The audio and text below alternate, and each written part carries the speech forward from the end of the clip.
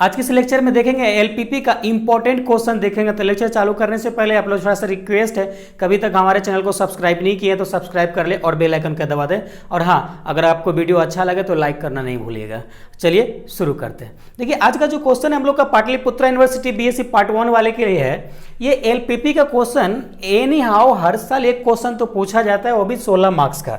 LPP linear programming से LPP graphical by graphical method पूछा जाता है और सिंप्लेक्स मेथड पूछा जाता है। तो आज के लिए इस लेक्चर में हम लोग बात करेंगे ग्राफिकल मेथड पे, जो हर बार आपको पूछा जाता है। अगर ये आप ग्राफिकल मेथड अच्छे से समझ जाते हैं, अगर आपको सॉल्व करने आ जाता है तो समझिए आपके खाते में 16 मार्क्स चला गया। और सिंप्लेक्स मेथड का भी आपको हर साल क्वेश्चन पूछा जाता है। तो सिंप्लेक्स मेथड का हम लोग पढ़ाए हैं, तो आपको आई कार्ड में मिल जाएगा, वहां से आप देख लीजिएगा। चलिए इस क्वेश्चन को सॉल्व करते हैं। देखिए हम लोग का क्वेश्चन है solve the LPP graphically max z equal to 3x1 plus 2x2 और सब्जेक्ट टू कॉन्स्टेंट्स दे रखा है x1 minus x2 less than equal to 1 और x2 प्लस x1 प्लस यहाँ पे x1 होगा x1 plus x2 greater than equal to 1 दे रखा है। और कंडीशन हम लोग को दे रखा है x1 less than equal to 0 और x2 less than equal to 0 दे रखा है। तो देखिए इस क्वेश्चन को सॉल्व कर ग्राफिकल मेथड तो काफी इजी मेथड है, आपको सिंप्लेक्स में थोड़ा सा टफ होगा, लेकिन हमारा लेक्चर देखिएगा तो आपको आप काफी इजी वे में सॉल्व करना सिखाए हैं, तो आप जरूर देखिएगा सिंप्लेक्स मेथड। दोनों देख लेते हैं तो आपको 16 दूना 32 मार्क्स हो जाएगा। अगर दोनों ऑप्शन में देगा, सपोज कीजिए आपको ए में ग्राफिकल मेथड दे दे और बी में सिंप्लेक्स मेथड दे दे, तो फिर आपका 16 मार्क्स होगा। यानी 16 मार्क्स एनी हाउ आपको नेसेसरी कंफर्म हो जाएगा, यानी पास समझिए तो आप कर जाएंगे। तो चलिए इस क्वेश्चन को सॉल्व करते हैं। तो सबसे पहले हम लोग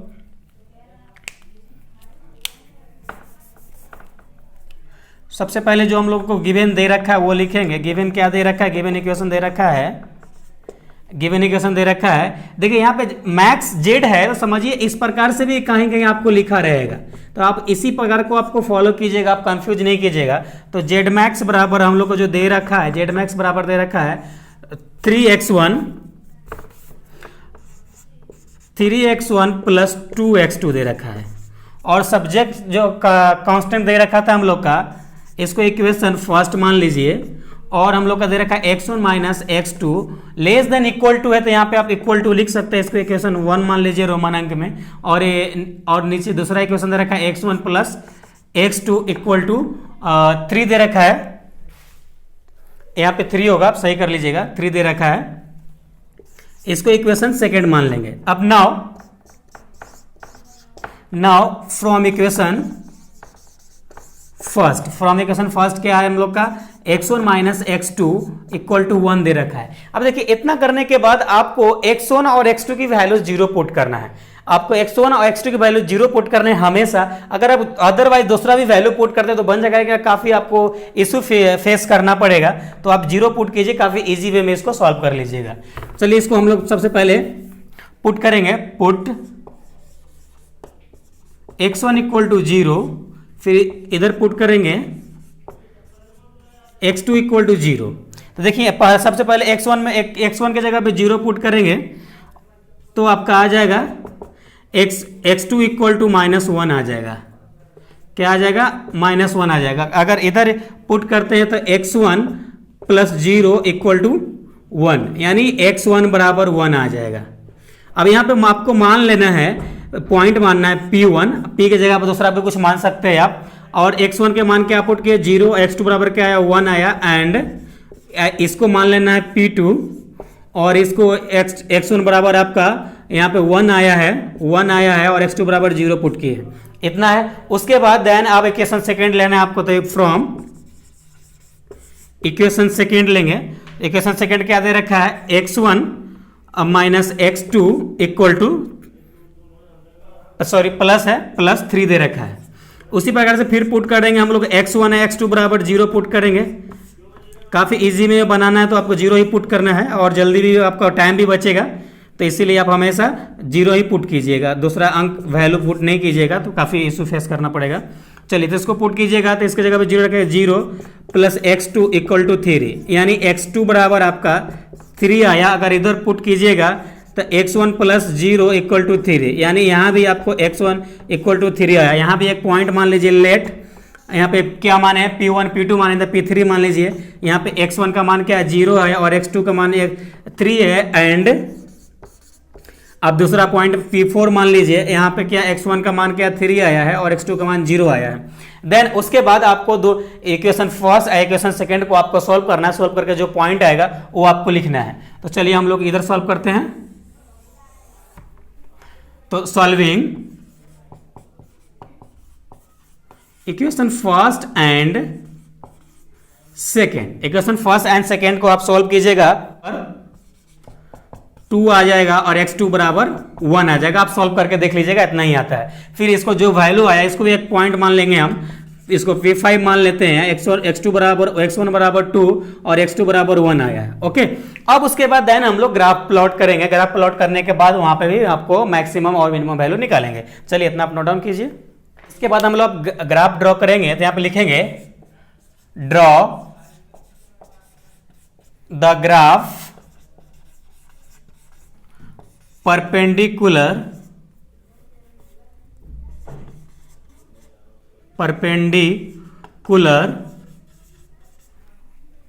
to the XY axis. Okay, जो भी ग्राफ प्लॉट करेंगे XY एक्सिस के परपेंडिकुलर तो ड्रॉ करेंगे। चलिए, तो यहां पे आपको XY एक्सिस आपको मान लेना है। सपोज कीजिए x2 है, ये x2 डैश है, ये x1 है, ये x1 डैश है। ओके, उसके बाद आपको अपना पॉइंट देखना होगा कि पॉइंट आपका कहां तक माने हैं। देखिए 1 है, मैक्सिमम 3 तक है, तो यानी 3 पॉइंट इस लाइन पे लीजिएगा तो हो जाएगा, आपका काम बन जाएगा। तो 1 पॉइंट ले लेंगे, 2 पॉइंट लेंगे और 3 पॉइंट लेंगे। इधर भी ले लेंगे 1 2 3। उसके बाद देखेंगे कोई वैल्यू माइनस में तो नहीं आया, तो देख सॉरी यहाँ पे -1 होगा, तो देख रहे कि एक वैल्यू आपका माइनस में भी आया, तो यानी एक पॉइंट आपको माइनस में भी मानना पड़ेगा। तो चलिए एक पॉइंट इधर मान लेते हैं, 1 2 3, 1 2 3, -1 -1। उसके बाद इस पर हम लोग पॉइंट फिक्स करेंगे। सबसे पहला P1 पॉइंट क्या है, 0 -1, यानी x1 बराबर 0, तो 0 इधर होगा, और y1 बराबर x2 बराबर -1 है, तो -1 इधर है, यानी यहाँ पे पॉइंट आया, यानी P1 पॉइंट हम लोग का यहाँ पे आया। ओके, उसके बाद फिर दूसरा पॉइंट क्या है, P2 क्या है, वो x में 1 x2 बराबर 0, तो x2 बराबर आपका x1 बराबर 1 यहाँ पे आएगा, और y1 बराबर x2 बराबर 0 है, तो 0 यानी ये पॉइंट आपका यहाँ पे आएगा। ओके, तो यहाँ पे P2 बराबर 1,0 हो जाएगा। अब ये आप इस प्रकार से स्केल रखेंगे, स्केल से आप इसको इस प्रकार से आप लाइन को आगे बढ़ा देंगे ग्राफ का, और जो भी आपका इक्वेशन है वो इक्वेशन आप लिख देंगे इसके ऊपर। इक्वेशन क्या है, x1 - x2 बराबर 1 आया है। ओके, अब देन जो पॉइंट 3 है, पॉइंट 3 क्या है, 0,3 है, यानी x1 बराबर 0 और x2 बराबर 3 है, तो x1 बराबर 0 तो यहाँ होगा, और x2 बराबर 3 आपका यहाँ होगा। ओके, यानी ये पॉइंट हम लोग का यहाँ आएगा P3, यानी 0,3। ओके, और P4 की तरह क्या है, 3,0, यानी x1 बराबर 0 और x2 बराबर 0, x1 बराबर 3 और x2 बराबर 0, यानी यहाँ पे आएगा ये पॉइंट, तो यहाँ P4 आपका यहाँ आ जाएगा। अब देन यहाँ पे ऐसा स्केल रखेंगे और लाइन को ऐसा मिला देंगे,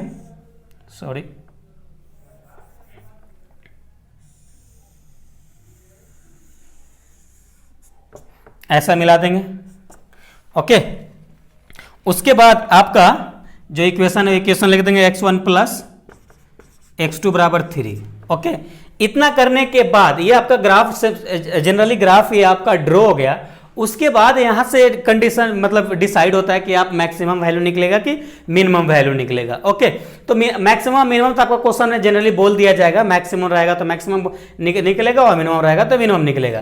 तो क्या करेंगे, जनरली सबसे पहले इक्वेशन फर्स्ट को हम लोग देखेंगे कि इक्वेशन फर्स्ट में आपका जो इक्वल टू में इक्वेशन दिया हुआ, जैसे x1 - x2 < 1 है। जब < 1 रहेगा तो इसका जो नीचे हम लोग एरो नीचे की तरफ लगा देंगे, यानी ये इक्वेशन का लाइन ये इस तरफ से इधर को झुकेगा, और x2 बराबर आपका x2 बराबर जो इक्वेशन है x1 + x2 > 3 है, यानी > है, तो इसका ये बाहर की तरफ एरो लगाएंगे, इसमें बाहर की तरफ एरो लगाएंगे। ओके, बाहर की तरफ एरो लगाएंगे। उसके बाद मैक्सिमम और मिनिमम वैल्यू तभी पॉसिबल है जब ये दोनों में से कोई एक बॉन्डेड एरिया हो जाए।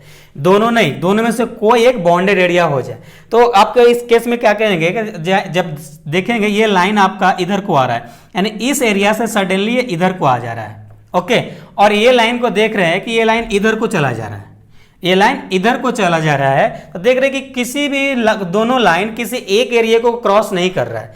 जब ये सपोज कीजिए इसका डायरेक्शन अगर इधर की तरफ होता, क्या होता, ये लेस देन इक्वल टू ए भी होता है, नीचे की तरफ होता, ए भी नीचे की तरफ होता, तो ये देख रहे हैं कि ये लाइन आपका यहां से इधर को आएगा, यानी इसको कवर करते आ रहा है, और ये देख रहे हैं ये लाइन इधर के ऐसे आएगा, तो इसको दोनों को कवर करते आया, तो दोनों लाइन किस एरिया को कवर किया, इस एरिया को कवर किया। तो यहाँ पे जो सॉल्व किया ये पॉइंट हो जाएगा P5 2,1 आया है। तो अब ये एरिया आपका अगर लेस देन इक्वल टू 3 रहता तो नीचे की तरफ आता, तो ये एरिया आपका हैचिंग होता, ये बॉन्डेड एरिया होता, और ये तीनों पॉइंट से हम लोग इसको मैक्सिमम मिनिमम निकालते हैं। चलिए इसको भी हम लोग निकाल ही लेंगे। तो सबसे पहले तो ये आपका इसमें कोई बॉन्डेड एरिया नहीं हो रहा है, जो क्वेश्चन है हम लोग का उसमें कोई बॉन्डेड एरिया नहीं हो रहा है, कोई बॉन्डेड एरिया नहीं आ रहा है। तो इस केस में हम लोग क्या लिखेंगे, नीचे लिख देंगे इधर, hence given LPP not possible for maximum and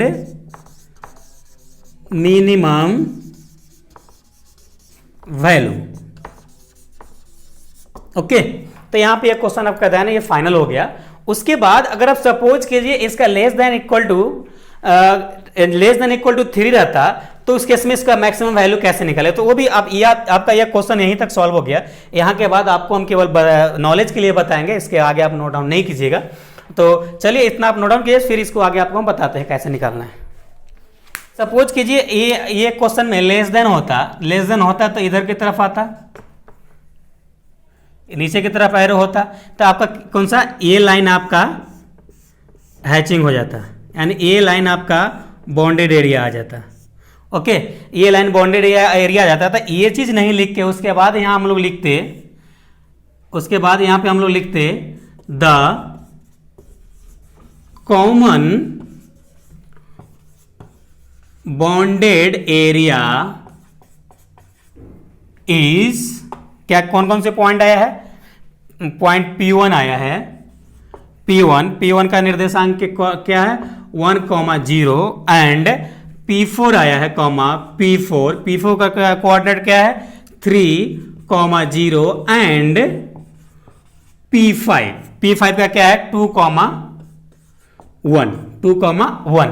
उसके बाद हम लोग का इक्वेशन एक था जो कॉस्ट वाला इक्वेशन था, फ्रॉम इक्वेशन फर्स्ट क्या था, तो इक्वेशन फर्स्ट था Z max equal to 3x1 plus 2x2। अब देखिए अगर यहां पे मिनिमम लिखा रहता तो मिनिमम वैल्यू निकालते, यहां पे मैक्सिमम लिखा है तो मैक्सिमम निकालेंगे। तो चलिए, तो इसके बाद हम लोग किसी एक पॉइंट के लिए निकालते हैं, एट पॉइंट P1 1,0। तो इसमें आप पुट कर दीजिए इसका मान, तो यहाँ पे 3 × 1 हो जाएगा, इधर 0 हो जाएगा तो आ जाएगा 3। फिर एट P4 में क्या है 3,0। तो यहाँ इसमें इसका भी वैल्यू पुट कर दीजिएगा, तो क्या आ जाएगा 3 × 3 प्लस 0 यानी 9 हो जाएगा। फिर एट P5 का क्या है 2, P5 का पॉइंट क्या है 2,1। फिर इसको भी पुट कर दीजिएगा, आप पुट कर दीजिएगा तो इक्वल टू आ जाएगा 3,2 प्लस यहाँ क्या है 2 × 1, तो क्या आ जाएगा 3 2 6 प्लस 2 इक्वल टू 8 आ जाएगा। तो आपको क्या निकालना है, मैक्सिमम वैल्यू निकालना है। तो इसमें सबसे ज्यादा जो मान आता है वो मैक्सिमम हो जाएगा, तो ये मान आपका मैक्सिमम हो जाएगा, ओके। तो यहां पर लिखेंगे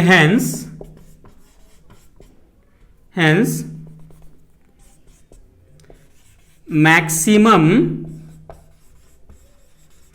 value is Z max equal to, सबसे ज्यादा किसका मान आया है 9 आया है, इस तीनों में से, तो यहाँ पे 9 लिखेंगे।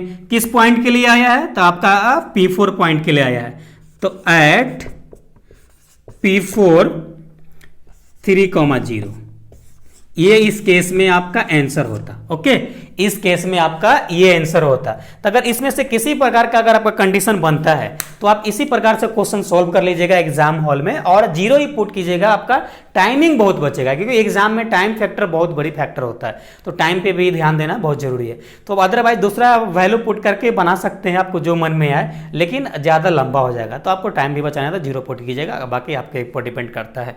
हाँ, अगर आप हमारा सिंपलेस्ट मेथड का लेक्चर नहीं देखें एलपीपी का, तो आपको आई कार्ड में मिल जाएगा, और भी बहुत सारा बीएससी मैथमेटिक्स का लेक्चर है जो आपको पाटलिपुत्र यूनिवर्सिटी के नाम से तो नहीं मिलेगा, लेकिन बीएससी पार्ट 1 के नाम से मिलेगा। तो ऑल ओवर यूनिवर्सिटी के देखते हुए, मद्देनजर रखते हुए लेक्चर को तैयार किया गया है, तो वो भी आपको जाके देखिएगा, आपको काफ़ी हेल्पफुल होगा।